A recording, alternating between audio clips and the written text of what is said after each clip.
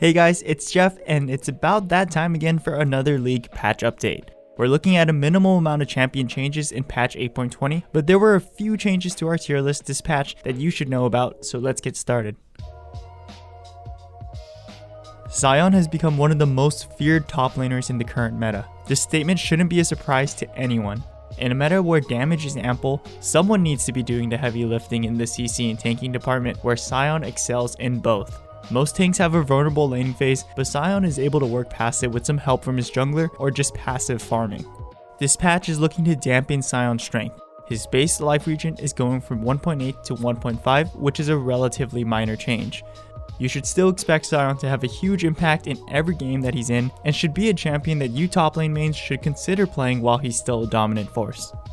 The top lane tier list has one major change to the S tier. Irelia is the new face in the S tier and is impressively in the A tier of the mid lane as well. She's just an overall incredibly powerful pick. Some A tier champions like Fiora, Riven, and Darius are also causing a lot of trouble for most players. Top lane has a lot of brawly champions that want to push the tempo of the game. The team with the superior top laner has a major edge in most games, so look to take control of the game right from the laning phase. I highly recommend our S tier champions if you're looking to climb consistently.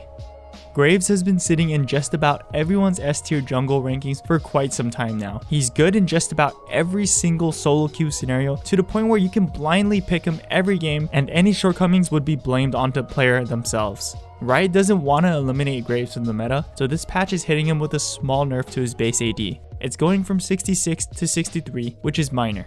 I don't foresee players making any knee-jerk reactions to this nerf. I expect his win, pick, and ban rate to be exactly the same as it was in previous patches. Do yourself a favor and continue to prioritize Graves for yourself and for your team. Evelynn is in the same tier as Graves for junglers, but is problematic in a different sense. Evelynn at her peak is a one-shot machine, and at her low, she's looking to trade 1-for-1. The root of the issue is that she deals too much damage too quickly, but it's also her niche, so nerfing her damage puts her viability at risk. Riot is taking a conservative approach and giving her small nerfs to the base damage of her E and R. Evelynn should remain tightly contested in the pick ban phase, but any time she slips through, she will be a huge threat. The jungle tier list features a very stacked lineup in all tiers. The gap between each tier isn't as pronounced for junglers as it is for other roles. The core of our S tier has remained intact for a few patches now, and it's likely you won't see 2 of the 5 in any of your games at the same time due to them being banned out. Having just one of these 5 junglers on your team is reason enough to bump up your team's win rate right off the bat, which is pretty crazy to think about. But like I said, all of these champions are doing well, and it's not a mistake to pick any of the champions listed here, so have fun in the jungle while it lasts.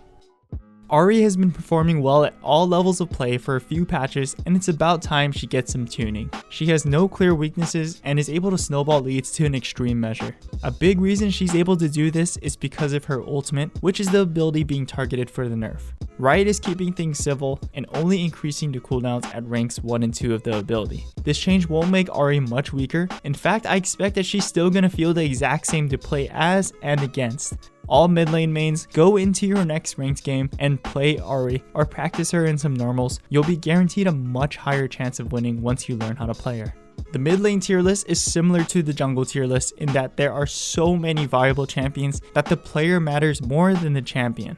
That being said, we haven't made significant changes to the list. Many of the champions that we predicted to take off because of Worlds are already in the right place and in our A tier. However, the solo queue meta definitely favors all of those snowbally and roam based champions in our S tier. If you're having trouble with assassins, get really familiar with those A tier mages like Malzahar and Anivia. I strongly recommend playing champions in our A tier if the S tier champions don't fit you, because you'll still get favorable results. Ezreal has gotten a rework this patch specifically targeting his W ability. It's now a projectile orb that latches onto a target and detonates on a subsequent ability and auto attack hit. It actually deals a ton of damage and scales very well into the game, so this is a huge contrast to Ezreal's old W, which was mainly a means to activating his passive. Ezreal was always lacking that extra push for damage, and he finally got that issue addressed. We're very optimistic for Ezreal's future, and we'll have a video released about him shortly. Jhin is an accepted top 380 carry in all levels of play, but some of his dominance may have been because of a bug. Hail of Blades has been granting Jhin a ridiculous amount of stats because of his passive scaling with attack speed. This interaction has been bug fixed, so we should expect a substantial drop in his win rate because nearly 60% of Jhin players have been using Hail of Blades.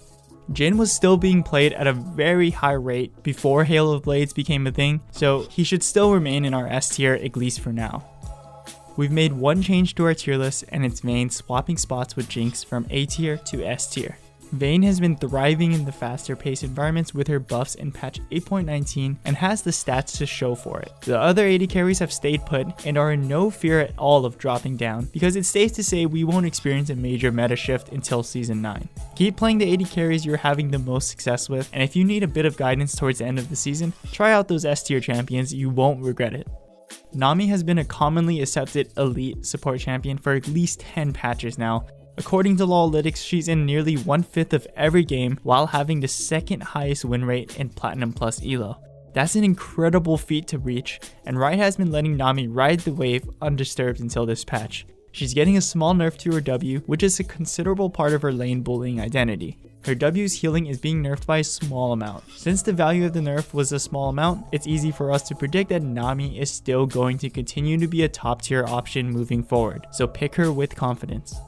The support meta is defined by the champions that you see in the S tier. They're picked, banned, and played to success in nearly every single Platinum Plus Elo game. What this means for you is that you need to start playing these champions as soon as your next game. There are a ton of support champions to choose from, but I strongly suggest picking high impact playmaking support champions to control the tempo of the game with roams and picks.